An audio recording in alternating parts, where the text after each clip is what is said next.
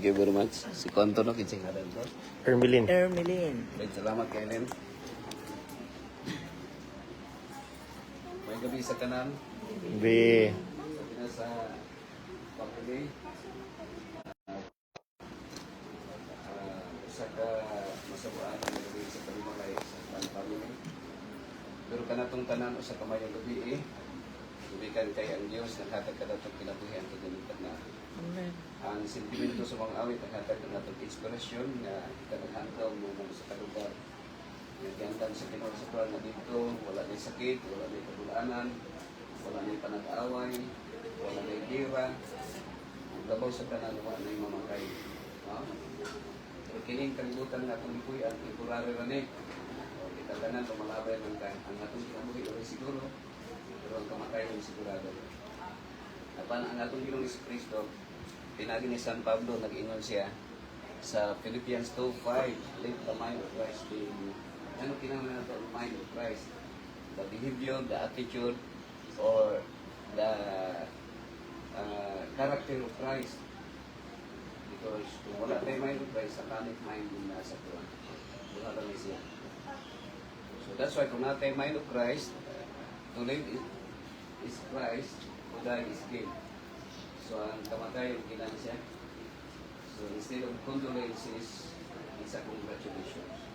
Kamatay tayo anytime sa tarong orasa, wala tayo ang kahadlokan kay ang Ginoo na kinabuhi kasama sa ng Kristo na kinabuhi. Now,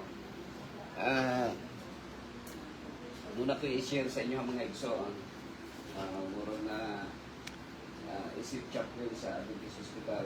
Magulungan na mo sa chaplain sila na pag naay mga pasyente, ang servisyo na usay ikaw na from bedside to graveyard.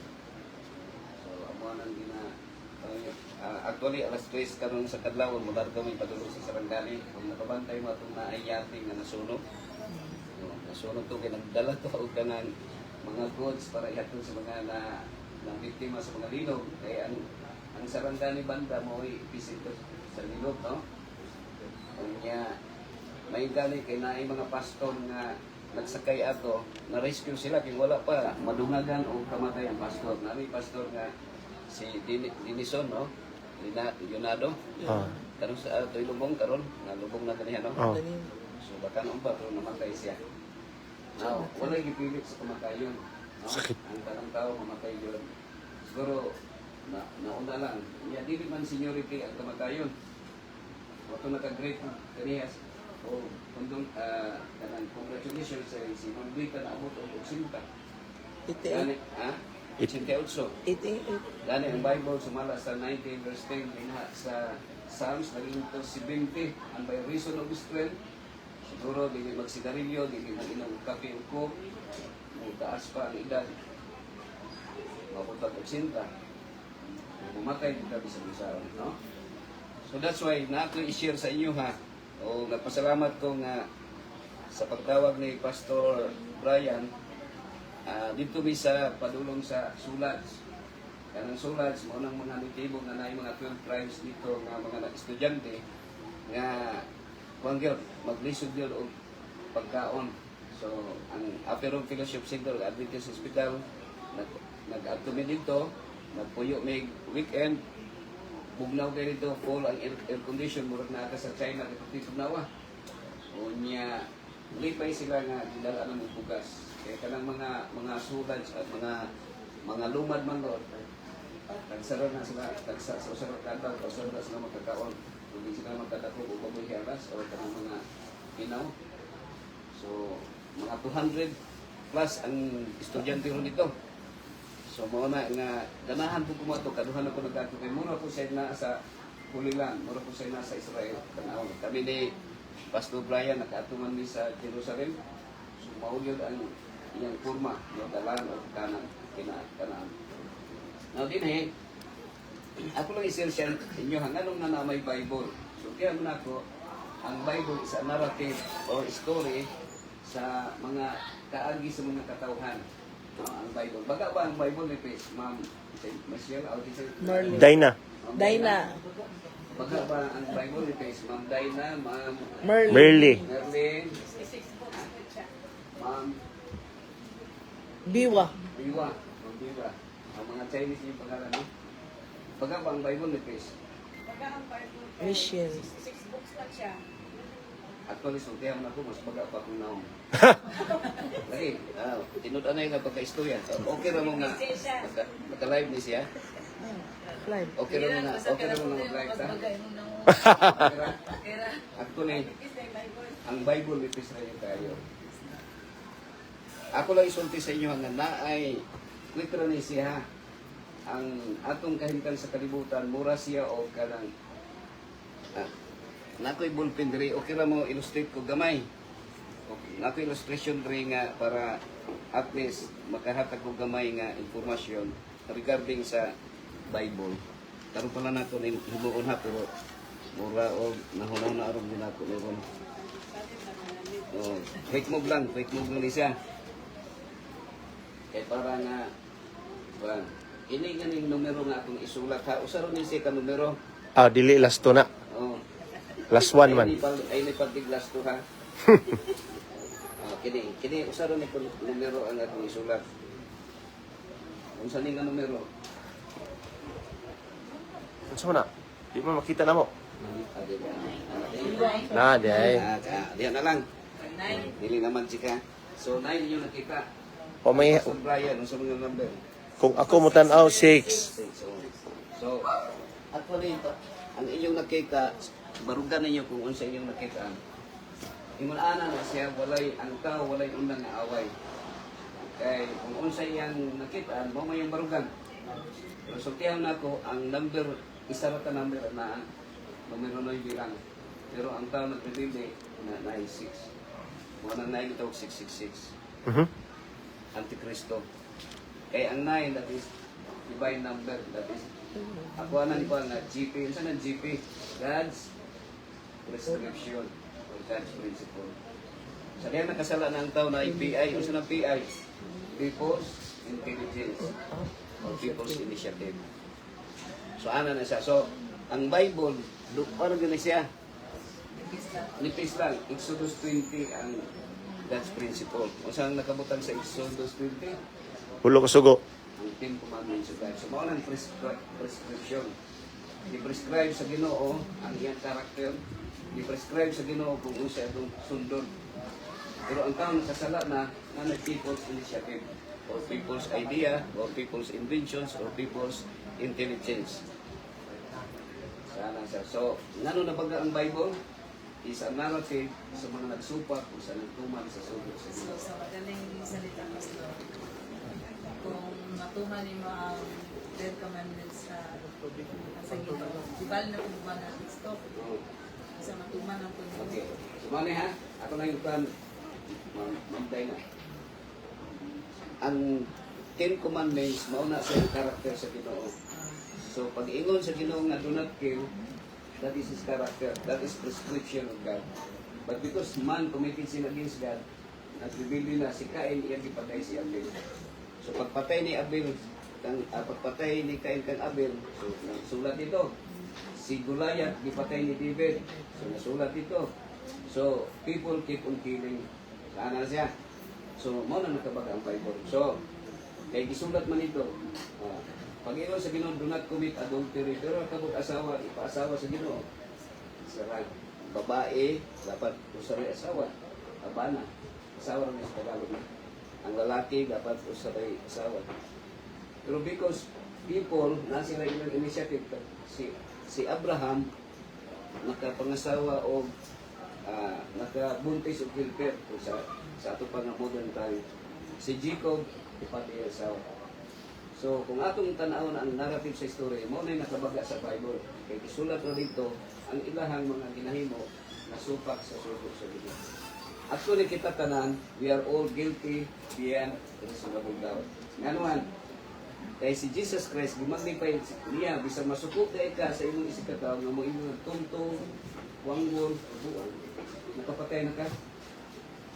Ya, bisan daw og kanang magtan-aw kag babae nga naibog kasi ng kasing-kasing, mas may kung medyo buta-buta kay dili maibog sakit guwapa, di siya maibog. Kung maibog ka nakakumit kag adultery.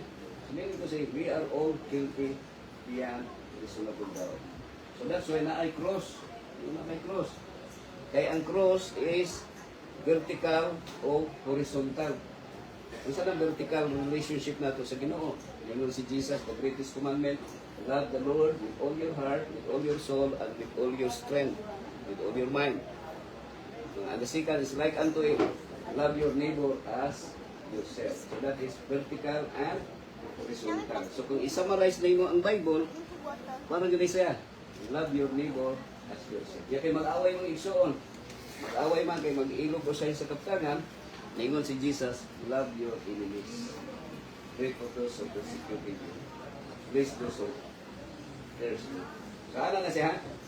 That is the principle of Jesus Christ. Now, let me share to you the two passages lang. Akong basahon para di ka madugay. Na two passages nga girumayan sa Ginoo sa tuwa. Pinaagi ni King Solomon sa Ecclesiastes 9 verse 10. Akong basahon na. Kung makitaan pa nako, medyo akong mata, medyo kuha naman, pero wala pa ko nagandi para. Sige. Ecclesiastes 9 verse 10. Nag-ingon na rin. 9 verse 10. Okay? Whatsoever thine hand findeth to do, do it with thy might.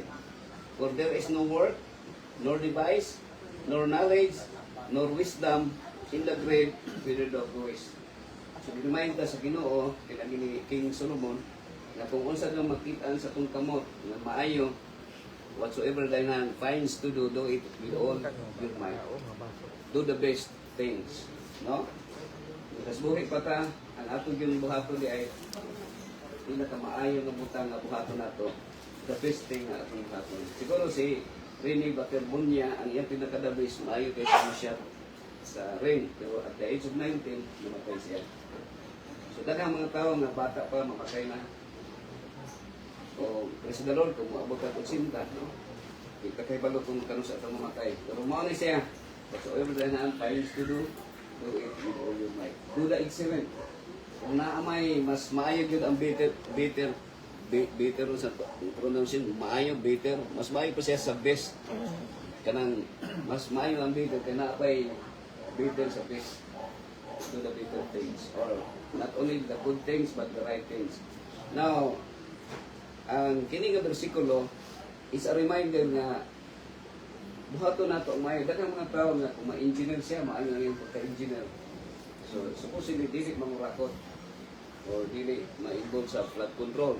Kung kapitan ka o sa imong senador ka, dapat buhaton yung pagka-senador na dili ka mapriso kay nga lakpan ka. So, ana na siya. Kung barangay captain or bisan mama o papa o anak, buhaton nato ang maayo. Ang last na basahan, ako na lang i-memorize ka, memoryado ninyo yung tanang, na nasa 1 Corinthians 10:51. Nag-ingon dito, whether therefore ye eat, or drink, or whatsoever you do it all for God's glory. Maski bang mag-pickleball ka, maski bang mag-tennis ka, magdula ka sa dulaon mo, whatsoever things you do it for God's glory. So usually, ang ganahan sa tao, kanang muhimo kang mga butang, mga activities na kita ang mahimaya, kita ang mag-glorify, di ba? Mag-basketball ka, kung mahimo, imong mabalian ang mga maayo mo dula, kay para ikaw ang maayo, di ba? Maunang kasagaran ka mabalian. Actually, kini ako ng personal conviction na kining dula ng basketball is a form of worship to Satan. Kaya nga naman, na ay may mabalian. Daghang mga hospital. Hindi ako ra po na asa may daghang atong simbahan o sabungan. So naa dito si Kristo. Nama sa sabungan. Kristo nga katong Kristo po nga. So Satan, we worship Satan. Isa pagtanaw na itong TV, ganahan kayo kang may salida dito. Sa mga sa TikTok, kung tanaw itong TikTok, ganahan kayo, magsayo-sayo, kimbot-kimbot na ito. That is the form of worship to Satan. We are string attached by Satan. Because he is the God of this world. But, nanlan lang nato nga ang Ginoo may nanghatag sa tuwa. Pero we are pero kini ako lang iban nga. The reason of our existence is not to please your boyfriend, not to please your girlfriend, not to please your neighbors, your bosses, but to please the Lord, to please God. Kaya kung mawala na nga concept, mawala na nga mindset, na ay tao nga maghiko, no? Na ay babaeng mamulagan mo ito, o isang lalaki, wala na yung kayo na, kaya hindi na. Gusto niya ma-please ang iyang isikataw niya, karon kay maulawan siya, kay gumulagan ko yan, maghiko. O na-bankrupt siya, dato siya na-bankrupt, maulawan, iuban. Because kung kana nga mindset, dapat nga atong insistence, ang atong mindset nga to please the Lord. And it is impossible to please God without faith. Kung sa spelling gani, nung dahil sa life gani, L-I-F-A. Tanggalon ni mo ang letter F, unsa man. It's alive. Yet we always feel alive. O ang atong mga action is hypocrisy. Nga naman, kaya gitanggal lisitan ang if, which is faith. And we cannot please God without faith. So, mauna siya. A human being, actually, sa Ginoo, walay dato way pobre. Because it is only the satanic culture na naay dato, naay pobre sa Bible, na ito, si Abraham dato, si Job dato, pero the original concept of the doctrine of God, pantay-pantay.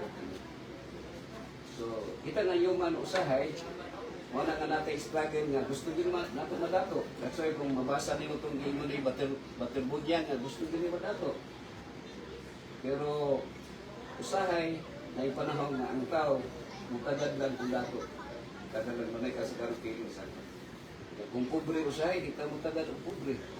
Sayot na siya nga concept. That's why we need the mind of Christ. Sa ng mind of Christ, the attitude of Christ, na He is a loving God, a forgiving God.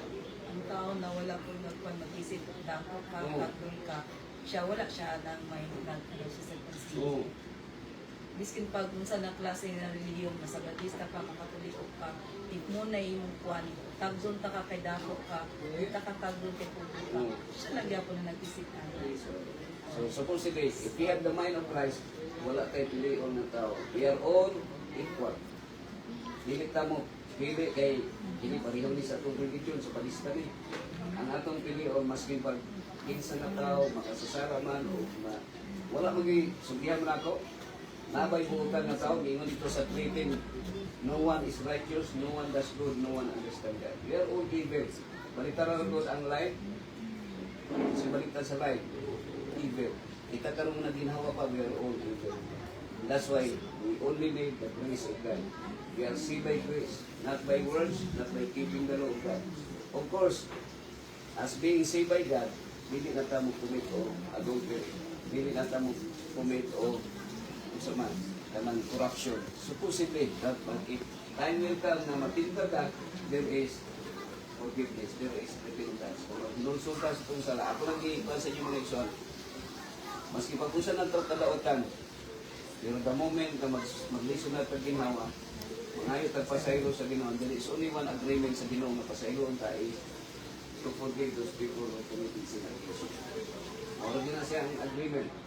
Dito sa cross, wala naman dito siguro ingnan nga pagkuhan sa dito, pag-tip sa mga sa balao. Pero kita tanan, karong nabuhi pa ta, there is only one reminder sa tuwa nga, we must please the Lord. And we can only please God by becoming a blessing to others. Meaning to say, vertical relationship, please the Lord, be a blessing to others is horizontal relationship, to be a blessing to others. So kung sa may naas sa to, of course, kung nakita nato nga ang tao, need niya, especially salvation, you need to forgive him. Okay, the only thing na makatutag lang is forgiveness. Okay, so I hope na masabta na to. Reminder sa Bible na there is only one word according to Paul in Galatians 5:14. The law of God is uttered in one word. Love your neighbor as yourself. Mauro din na siya, libutan dito nga naman. Kay, to prove that you love God, you must love your neighbor. Kaya huwag mong kakikita sa Ginoo kung sa that way sa Ginoo. And since we are created in the image of God, so everyone is the image of God, the character of God, or the property of God. So I hope na kita tanan na amoy panahon nga magkasala sa ito atong igsoon at yung pasaylo. Because that is the only way na ma-reconcile ka diha sa Ginoo na sa di pa mo unang itong ginawa. Kung unang atong ginawa, secure ang atong salvation because we able to fulfill those people politics in the Jesus. God bless everyone. This is my prayer. Sige. Sa pagtapos, manindog ka pala sa pag-awit sa balay sa akong amahan.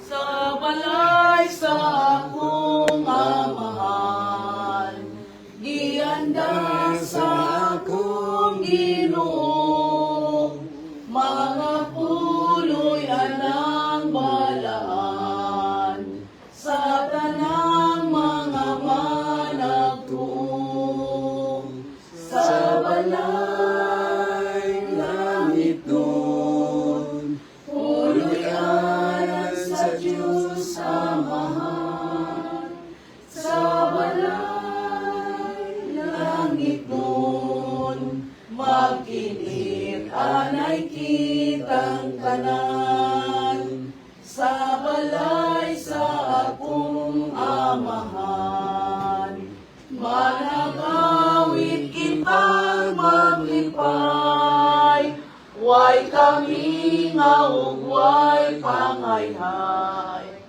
ang kalinaw way katapusan, sa balay langit doon, puloy anan sa Diyos Amahan, sa balay langit doon, magkinit anay kitang kanan, ang atong amahang langit doon, atong naigunong ang bahan, kay siya man mahigong maun, sa akong dakong kaluwasan, sa balay langit doon, puloy anan sa Diyos Amahan,